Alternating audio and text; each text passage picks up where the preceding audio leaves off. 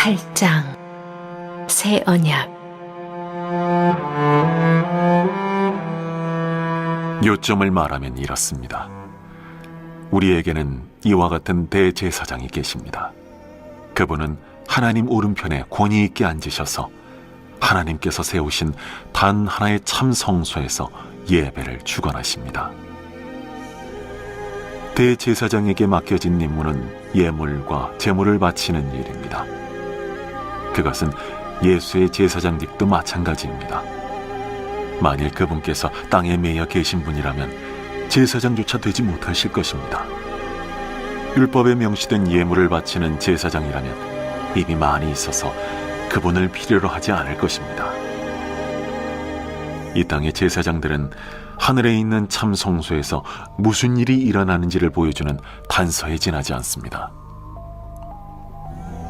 모세가 하늘에 있는 참 성소를 언뜻 보고 장막을 지으려고 할 때 하나님께서 이렇게 말씀하셨습니다. 너는 산에서 본 모습 그대로 주위에서 짓도록 하여라. 그러나 예수께서 맡으신 제사장 직무는 다른 제사장들이 맡은 직무보다 훨씬 뛰어납니다. 그것은 그분께서 더 나은 계획에 따라 일하시기 때문입니다. 만일 첫 번째 계획인 옛 언약이 효력이 있었다면 두 번째 계획은 필요하지 않았을 것입니다. 그러나 우리가 아는 것처럼 첫 번째 계획에 결함이 있었으므로 하나님께서 이렇게 말씀하셨습니다. 조심하여라. 그날이 오고 있다. 그날에 내가 이스라엘과 유다를 위한 새 계획을 세울 것이다. 내가 그 조상들의 손을 잡고 이집트에서 인도에 나올 때 그들과 세웠던 옛 계획은 내버릴 것이다. 그들이 계약을 지키지 않아 내가 그들에게서 고개를 돌려버렸다. 내가 이스라엘과 세우려는 새 계획은 종이에 쓸 수도 없고 돌에 새길 수도 없는 것이다. 이번에는 내가 그 계획을 그들 속에 써주고 그들 마음에 새겨줄 것이다. 나는 그들의 하나님이 되고 그들은 내 백성이 될 것이다. 나를 알기 위해 학교에 다니거나 하나님에 관한 5가지 쉬운 가르침 같은 책을 사보지 않을 것이다. 작은 자나 큰 자나 낮은 자나 높은 자나 모두가 나를 직접 알게 될 것이다. 그들의 죄가 영원토록 깨끗이 씻겨지고 너그럽게 용서받음으로 나를 알게 될 것이다. 하나님께서는 자기와 자기 백성 사이에 새 계획, 새 언약을 세우심으로 옛 계획을 폐기 처분하셨습니다. 이제 옛 계획에는 먼지만 쌓이고 있습니다. 예수님, 하늘 장막의 대제사장, 더 좋은 언약의 중보자, 마음에 기록된 새 언약의 주인에 대해 묵상해 보시기 바랍니다. 저자는 7장에서 멜기세덱의 반차를 좇은 그리스도의 대제사장직에 관한 논의를 통해서 전하려는 말의 핵심 요점이 무엇인지 8장 1, 2절에서 설명하고 있습니다. 두 가지인데요. 첫째, 우리에게 이러한 대제사장이 계시다는 사실이죠. 여기서 이러한 대제사장이다 하는 것은 7장 26절 이하에서 언급한 대제사장입니다. 예수께서 거룩하고 악도 없고 더러움도 없고 죄인에게서 떠나 계시고 하늘보다 높이 되신 그러한 제사장이 되신다는 것이죠. 우리에게 그러한 대제사장이 있다는 것은 레위 제사장들이 섬겼던 구약 성도들보다 그리스도인들이 얼마나 더 탁월하고 위대한 신분인지 설명하는 것입니다. 둘째, 위대한 우리 대제사장은 하늘 성전에 계십니다. 저자는 예수께서 들어가신 하늘 성전을 가리켜 참 장막이라고 말함으로써 땅에 있는 장막과 구별하고 있습니다.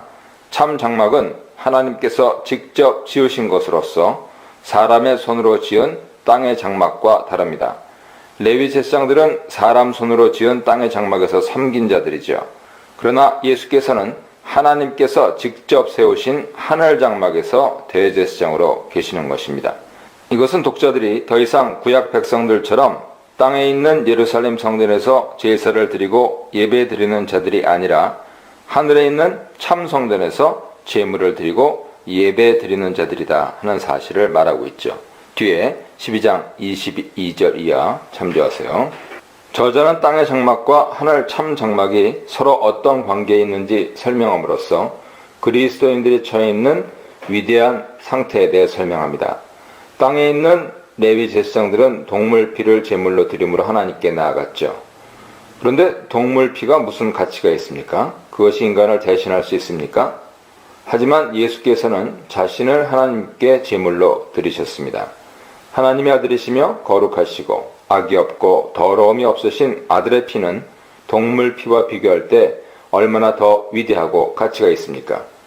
아들 피는 세상의 모든 인간들의 죄를 대신하고도 남을 만큼 위대하고 고귀하죠. 그러므로 우리는 더 이상 두려워하지 않고 담대함으로 하나님께 나아갈 수 있습니다. 동물의 피를 가지고 성소로 들어갔던 제사장들은 항상 죄에 대한 두려움으로 나아갔죠. 12장 18절 이하 보세요. 그러나 우리는 더 이상 죄에 대한 두려움으로 나아가지 않습니다. 하나님의 크신 은혜에 대한 감사, 찬양으로 나아가지요. 저자는 땅의 제사를 하늘 제사에 대한 무형과 그림자라고 설명합니다. 참되고 완전한 죄사함은 천상적인 성전의 대제사장인 예수의 속죄 사역을 통해 성취되죠. 레위 제사장들의 사역은 모형과 그림자로서 장차 올 완전한 것을 지향하고 기다린 것에 불과합니다.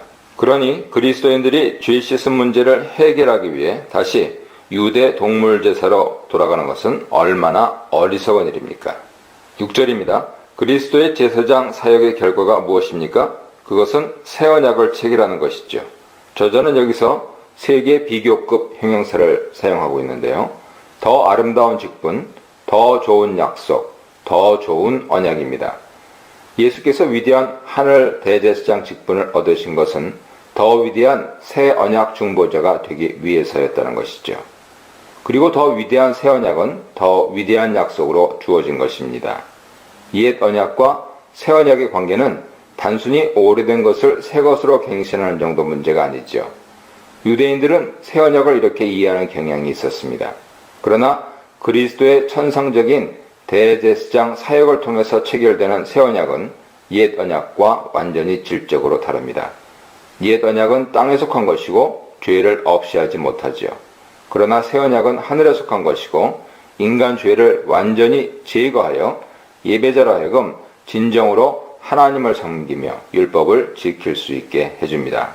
예레미야 31장 31절 이하를 그리스도 제사장 사역을 통해서 체결될 새 언약 예언으로 간주합니다. 먼저 저자는 옛 언약에 흠이 있었다고 단정합니다. 그 흠이 무엇인지 곧이어 소개하는데요. 그러나 저자는 언약의 흠에 대해 설명하기보다 언약 백성들의 흠에 대해 설명합니다. 옛 언약 아래서는 언약 백성들이 언약을 지키지 않았고 하나님 뜻을 행하지 않았습니다. 그러므로 하나님은 그들을 돌보시지 않으시고 심판하셨죠. 여기서 저희 열조들의 손을 잡고 애굽 땅에서 인도하여 내던 날이라고 하는 표현은 3장에서 언급했던 광야 백성들의 완악함, 불순종을 상기시킵니다. 동물피로 체결된 옛 언약은 언약 백성들을 전혀 변화시키지 못했죠. 그러므로 언약 백성들의 흠은 옛 언약 흠과 같습니다. 이것은 7장 18절에서 말했던 율법의 연약하고 무익함과 일맥상통하지요. 그러나 옛 언약의 무능함은 더 나은 새 언약의 도래를 기다리게 하였습니다. 날이 이르리니 라고 하는 표현에서 새 언약이 체결될 때가 미리 정해져 있음을 암시합니다. 예레미야 상황에서는 그날이 바벨론 유수에서 돌아와서 예루살렘이 다시 회복되는 때입니다. 이것은 새 출애굽을 의미하는데 저자는 새 출애굽의 진정한 성취는 바벨론에서의 귀환이 아니라 그리스도의 구속 사역을 통해서다라고 보고 있는 것이죠. 옛 언약과 새 언약의 결정적인 차이는 하나님 율법이 어디에 기록되었느냐에 달려 있습니다. 옛 언약은 율법이 돌판에 기록되었죠. 그러나 새 언약은 그것을 인간 생각에 두고 마음에 기록할 것입니다. 이것은 새언약 아래서는 예배자들이 율법을 온전하게 깨닫고 기억하며 지킬 것이라는 뜻입니다. 율법이 이미 마음과 생각에 기록되었기 때문에 더 이상 누구로부터 가르침을 받아야 할 필요가 없습니다. 모든 사람은 각자 스스로 하나님 율법을 깨닫고 지키게 될 것입니다. 새언약 체결의 결과는 하나님이 저희 불의를 긍휼히 여기시고 저희 죄를 다시 기억하지 않는 것이죠. 이것은 하나님과 그의 백성들의 관계가 온전하게 회복될 것임을 말합니다. 그러나 여기서 말하는 불의와 죄는 언약을 체결하고 난 이후에 짓게 되는 범죄를 말하는 것이 아닙니다. 언약을 체결한 후에는 백성들이 스스로 하나님 법을 알고 행할 것이기 때문이죠. 그러므로 이것은 언약 체결 이전에 있었던 모든 불의와 죄를 더 이상 기억하지 않으실 것이라는 뜻입니다. 옛 언약이 사라질 수밖에 없었던 이유는 언약을 체결한 백성들이 여전히 체결 이전과 동일하게 하나님을 온전히 섬기지 못했기 때문입니다. 동물의 피는 백성들이 하나님 뜻을 행하는데 아무런 도움을 주지 못했습니다. 그러나 그리스도의 피는 언약 백성들로 하여금 하나님 뜻을 온전히 깨닫게 할 뿐만 아니라 그것을 온전히 지킬 수 있게 하는 능력을 주지요. 9장 14절 보세요. 우리가 새 언약 백성이 되는 것은 동물 피가 아니라 하나님 은혜로 그리스도의 피로 되는 것인데 새 언약 백성이 된 후에는 우리가 온전한 자가 되었으므로 하나님 뜻을 온전히 행해야 하는 것입니다. 10장 14절 이하를 보세요.